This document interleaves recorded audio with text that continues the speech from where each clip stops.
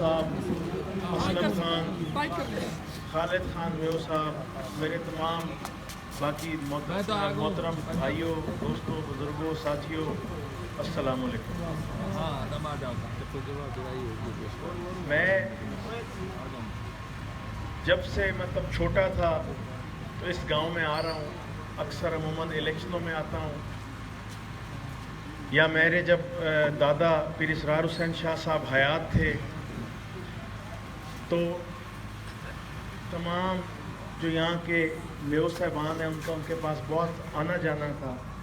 اور میرے والد, میرے دادا جب بھی انہوں نے ذکر کیا ہے میو برادری کا, بڑے محبت, بڑے پیار سے انہوں نے ذکر کیا, اور انہوں نے ہمیں بتایا ہے کہ جی یہ میو ہیں اور یہ ہمارے بہت ہی پیارے خاص دوست اور بھائی ہیں, ان کا ہمیشہ خیال رکھیں. تو میں بڑے دعوے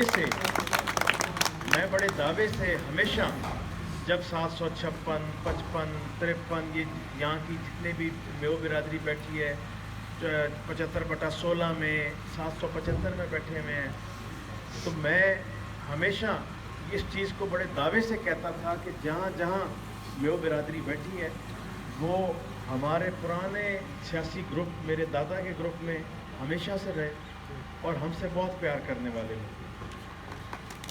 آپ کی جو پہچان ہے وہ آپ کی ایک منفرد پہچان ہے. اگر آپ یہ سوچیں تو ظاہری بات ہے کافی ایسے لوگ ہوں گے جن کی ہم شکلوں سے واقف نہیں ہوں گے, جن کو میں ناموں سے واقف نہیں ہوں گا, لیکن جب آپ کی پہچان ہے آپ کا گاؤں چھپن, تو یہی میرے لیے اور آپ کے لیے, مطلب میرے لیے تو یہی کافی ہے کہ چھپن سے کوئی ہمارا دوست, بھائی, بزرگ آ جائے تو ہمیں پتہ ہے ہم نے اس کی کیسے عزت, ہم نے قدر کرنی. ماضی میں جب 2015 میں بلدیاتی الیکشن ہوا, مجھے اس بات کا احساس ہے کہ اس وقت تمام میو برادری ہم سے نالاں ہوئی, ناراض ہوئی, لیکن اس میں جو ہمارے ساتھ ایک ٹولہ ملا ہوا تھا وہ منافقوں کا ٹولہ تھا, اور وہی منافقوں کا ٹولہ اب ہمارے مخالفوں کے پاس ہے. تو ہمیں انہوں نے, میں تو یہی کہوں گا کہ گمراہ کیا ہمیں, کیونکہ انہوں نے آ کے ایسی جگہ پہ انہوں نے اپنی بات کی یا اپنا ایک وہ فیصلہ مسلط کیا جہاں پہ مطلب ہم وہ کہتے ہیں نا کہ ایسی ہڈی ہمارے گلے میں پھنسی کہ نہ ہم نگل سکتے تھے نہ اگل سکتے تھے. جو حالات ہوئے, حسن خان کو ساری ان بات کا پتہ ہے, اور میرے ان سے متعدد بار اس بات پہ بات ہوئی تھی ان دنوں میں, لیکن ہمارا آپ کا تعلق کبھی بھی نہ ختم ہوا ہے نہ ختم ہو سکتا ہے. اور میں آپ سے, مجھے دیکھیں جماعتیں, پارٹیز ہوتی ہیں, میں یہ نہیں کہتا جی یہ بری جماعت ہے یا یہ اچھی جماعت ہے یا فلاں ہے یا جو بھی ہے, لیکن کچھ چیزیں ہوتی ہیں کہ جو ماحول ملک میں, آپ کے معاشرے میں جو چیز ایک غلط ہے اس کو غلط کہنا چاہیے. اللہ تعالیٰ فرماتا ہے کہ اگر آپ برائی کے خلاف کھڑے نہیں ہو سکتے, آواز بلند نہیں کر سکتے, لڑ نہیں سکتے اس برائی کے خلاف, تو کم از کم اپنے دل میں تو اسے برا سمجھو. تو میں یہ نہیں کہہ رہا, مطلب ایک 2018 آیا, اس میں ایک جماعت ابھری, لوگوں نے بغیر سوچے سمجھے اس کے پیچھے بھاگ پڑے, کیونکہ ہماری پاکستانی قوم جو ہے اس میں یہ ایک فالٹ ہے کہ ہم جس کے پیچھے لگتے ہیں ہاتھ دھو کے نہیں, ہم نہا دھو کے پیچھے لگ جاتے ہیں, اور پھر اس کو اس کے آخر تک پہنچا کے واپس آتے ہیں, اس کی ویسے ہم جان نہیں چھوڑتے. تو یہی آپ دیکھ لیں کہ ہم نے اس کو اس کے آخر تک پہنچا کے ہی اس کی جان چھوڑی ہے.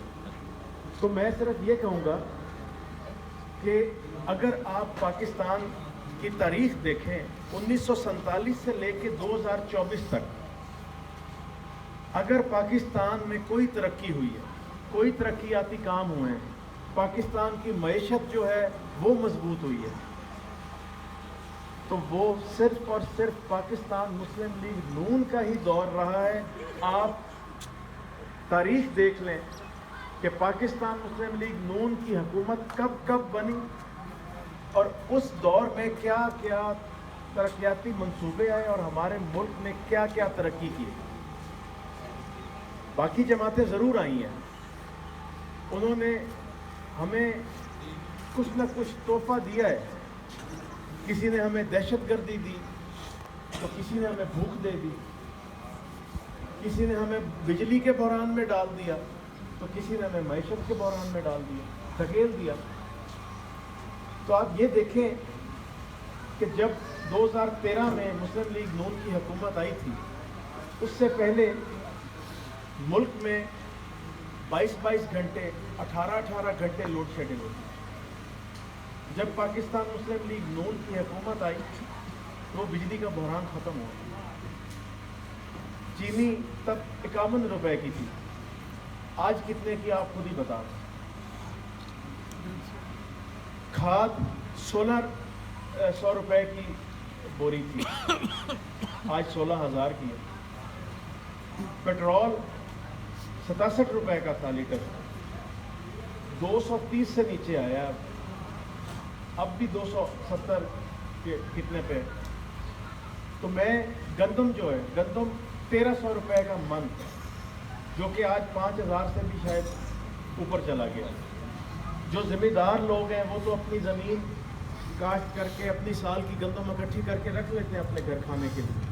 جو غریب مزدور ہے, جو 1,000 روپیہ 500 روپیہ 100 روپیہ دہاڑی کماتا ہے, وہ کہاں سے لے کے آئے گا اتنی مہنگی گندم. تو یہ تحفے ہمیں اسی جماعت کے دیے ہوئے ہیں جس کی ہم خیر مانگتے رہے.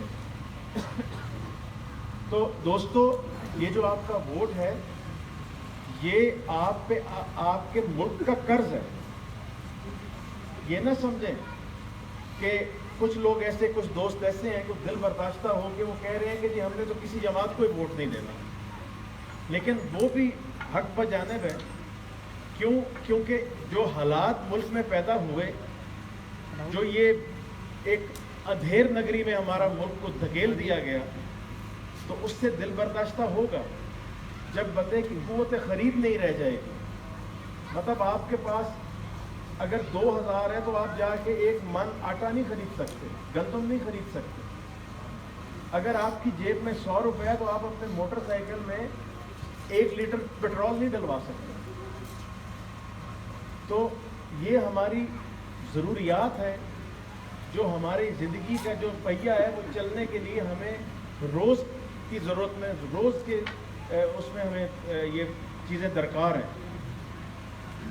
تو اللہ تعالیٰ بھی فرماتا ہے کہ جیسی قومیں ہوں گی ویسے حکمران پیدا کر دیے جائیں گے. تو کیا بحیثیت قوم ہم نے پچھلے دفعہ یہ غلطی نہیں کی؟ کیونکہ وہ بحیثیت قوم ہماری ایک غلطی تھی تو ہمیں ایسا حکمران دیا گیا.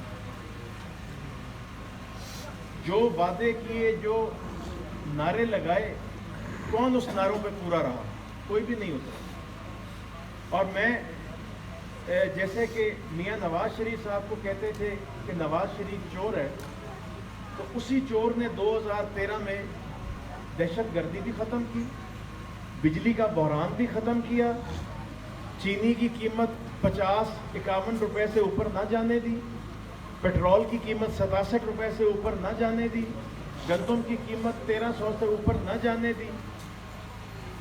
یہ اسی چور نے کیا جو پاکستان میں ترقیاتی منصوبے آئے, یہ سی پیک بنا, یہ موٹر وے بنا, جس سے آج ہماری زمینیں جو لاکھ روپے کا ایکڑ نہیں تھا آج کروڑ روپے کا ایکڑ ہے.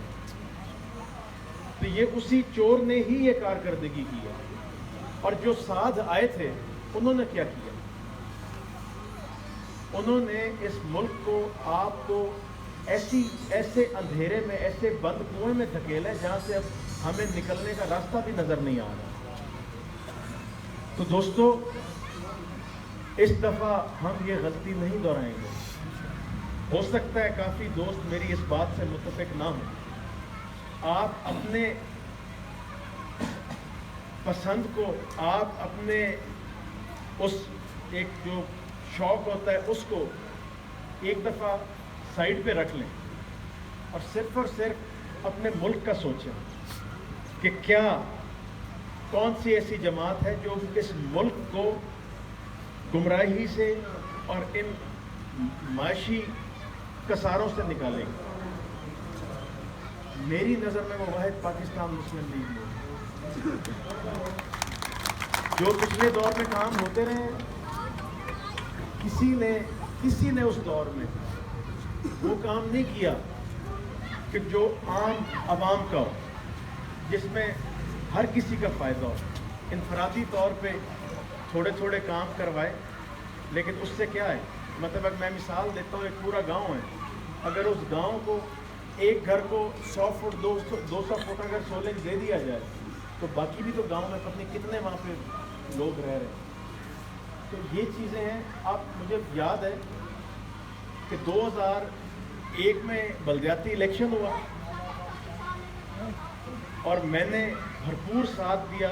ابراہیم نے وہ صاحب تھے نا ہمارے ناظم کے امیدوار, اور اپنا جمیل ویس صاحب تھے 31 گارنٹیوں والا کے, وہ نائب ناظم تھے, اور ایک واحد میں آپ کے ساتھ کھڑا, تمام سیاستدان آپ کے مخالف,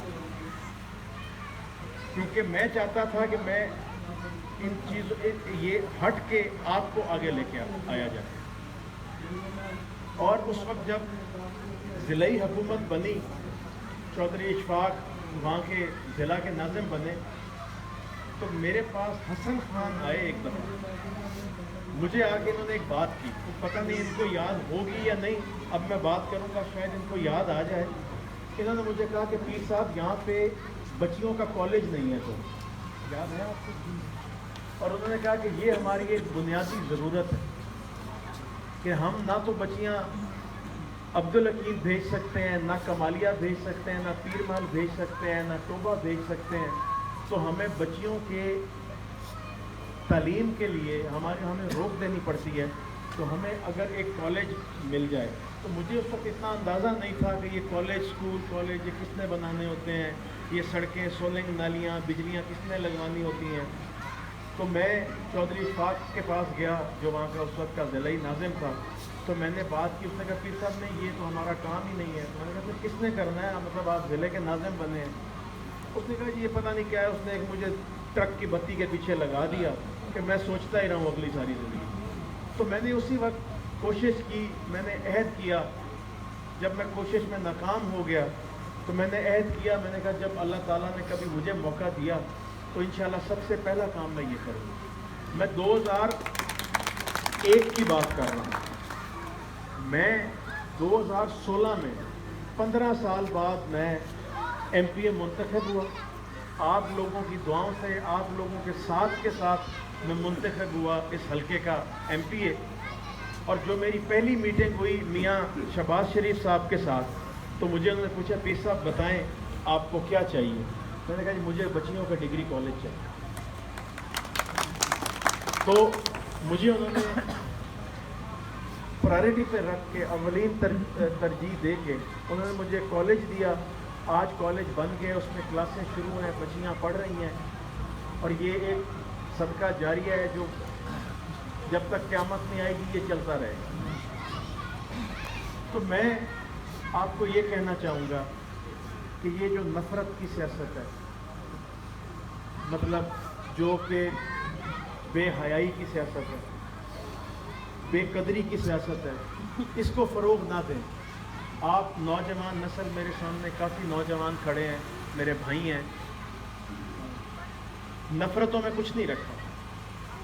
آپ اپنے ملک کا سوچیں, اپنے مستقبل کا سوچیں, اپنے ان چھوٹے بہن بھائیوں کے مستقبل کا سوچیں, اپنے بچوں کے مستقبل کا سوچیں, کیونکہ ہم آپ کے مستقبل, آپ کے بچوں کے مستقبل کی جنگ لڑ رہے ہیں.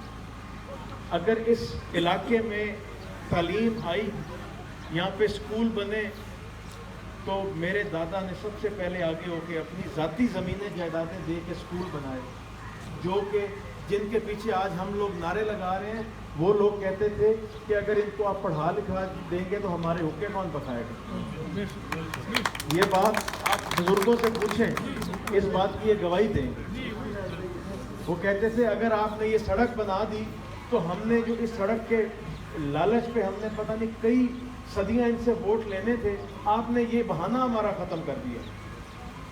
تو کیونکہ ہمارے بزرگ، میرے دادا، میرے والد ہمیشہ سے یہی چاہتے آئے کہ ہمارا علاقہ کبھی بھی پسماندہ نہ رہے، اور انشاءاللہ میں اسی عزم کے ساتھ چل رہا ہوں اور چلتا رہوں گا، میری جنگ جاری رہے گی۔ آپ یہ دیکھیں کہ باطل کے ساتھ سب ہوتے ہیں، حق کے ساتھ کوئی ہوتا ہے۔ اس پورے ضلع میں میرے ساتھ تو کوئی سیاستدان نہیں کھڑا، سارے میرے مخالف ہی کھڑے ہیں۔ جب میری مخالفت کی بات آتی ہے سارے اکٹھے ہو جاتے ہیں۔ کیوں؟ کیونکہ ان کو یہ چیز نہیں برداشت ہوتی ان سے کہ یہ آ جائیں گے، یہ لوگوں کا بھلا کر دیں گے، اگر انہوں نے بھلا کر دیا تو لوگ ان کے ساتھ لگ جائیں گے، پھر ہمارے یہ ڈرامے اور یہ فریب ختم ہو جائیں گے۔ تو دوستو، آج مل کے عہد کریں کہ اس ملک میں، اپنے علاقے میں ہر کوئی اپنی ذمہ داری لے سکتا ہے۔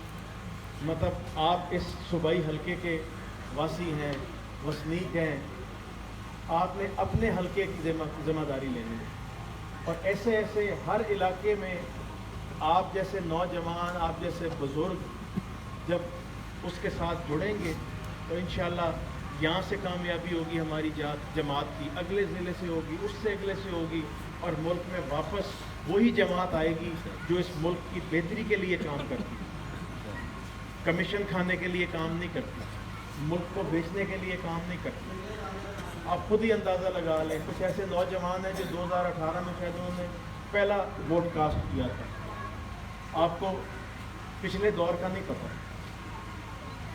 تو انشاءاللہ آپ ہم سب مل کے 8 فروری کو شیر پہ مہریں لگا کے مسلم لیگ نون کو کامیاب کریں گے، اور انشاءاللہ یہ آپ کا علاقہ بہت آگے جائے گا، بہت ترقی کرے گا۔